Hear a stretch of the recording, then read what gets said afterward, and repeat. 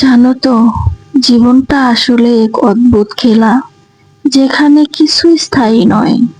না আনন্দ, না বেদনা। আজ যে মানুষ পাশে থেকে আগলে রাখে, কাল হয়তো সেই মানুষটি তোমাকে ফেলে চলে যাবে। বিন্দু মাত্র দুঃখ না করে আমরা যতই আঁকড়ে ধরতে চাই, জীবন ঠিক ততটাই ছড়িয়ে দেয়। তবুও এই অনিশ্চিত পথের ভিতরে কিছু ক্ষণস্থায়ী সুখ আছে, যা আমাদের ভেঙে পড়তে দেয় না।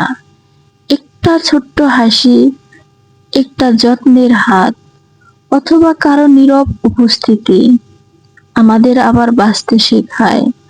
ভাগ্য লিখে দেন সৃষ্টিকর্তা, আমরা শুধু জানতে চাই।